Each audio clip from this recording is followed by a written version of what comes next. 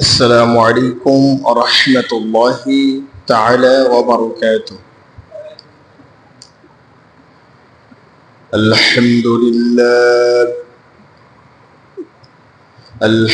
لله نحمده ونستعينه ونستغفره ونشهد أن لا إله إلا الله وحده لا شريك له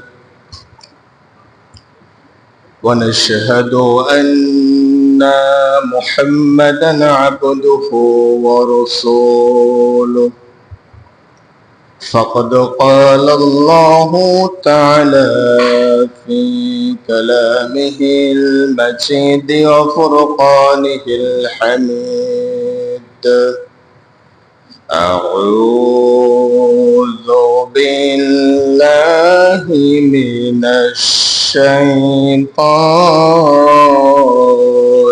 الرجيم. بسم الله الرحمن الرحيم. إنما يأمر المساجد الله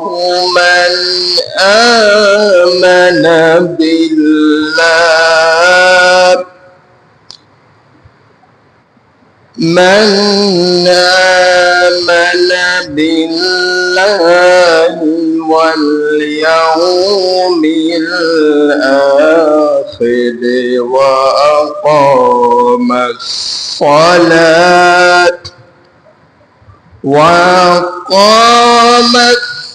وآتى الزكاة ولم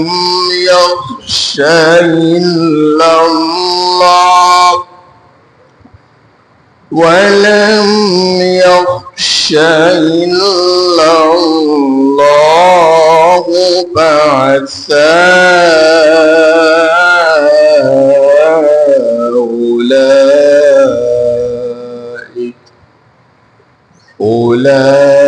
أولئك أن يكونوا من المهتدين. وقال رسول الله صلى الله عليه وسلم: بلغوا عني ولو آية. إن الله وملائكته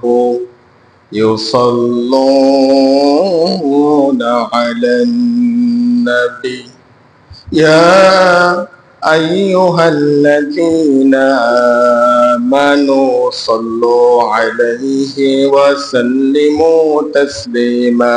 اللهم سيدنا مولانا محمد وعلى آله شافعنا محمد. اللهم صل على سيدنا مولانا محمد وعلى آل سيدنا شافعنا محمد. الحمد لله। আল্লাহ রাব্বুল আলামিনের দরবারে লাখ কোটি শুকর আদায় করছি যে রব্বে কারীম আমাদেরকে পবিত্র জুমআ মুবারকে সবার আগে মসজিদে আসবার এবং কিছু আয়াতে কারিমা শোনার তৌফিক দান করলেন। যে রব্বে কারীম আমাদেরকে সুস্থ রেখেছেন তার সবচাইতে বড় নিয়ামত হচ্ছে সুস্থতা। সেই মহান রবের শানে লাখ কোটি শুকর আদায় করছি। সকলে বলছি জবান ছেড়ে আলহামদুলিল্লাহ বিশ্বনবী মুহাম্মদ রাসূলুল্লাহ সাল্লাল্লাহু আলাইহি ওয়াসাল্লামের বরদত পাঠ করছি, যে নবী সাল্লাল্লাহু আলাইহি ওয়াসাল্লামের আনিত আদর্শে আমাদের পথ চলা, বলছি সাল্লাল্লাহু আলাইহি ওয়াসাল্লাম। সম্মানিত মুসল্লিয়ান কেরাম, আজকে আমার খুতবার আলোচ্য বিষয় মসজিদের, মাদ্রাসার, ঈদগাহের এবং ধর্মীয় প্রতিষ্ঠানের দায়িত্বশীল যারা হবে, যারা দায়িত্ব পালন করবে, তাদেরকে 5টি গুণের অধিকারী হতে হবে। কোনো ব্যক্তির মধ্যে যদি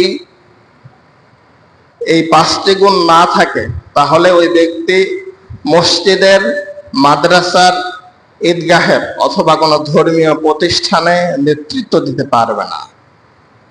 আসুন আমরা কোরআনে কারীম থেকে এ সম্পর্কে কিছু জানার চেষ্টা করি। আল্লাহ রাব্বুল আলামিন বলেন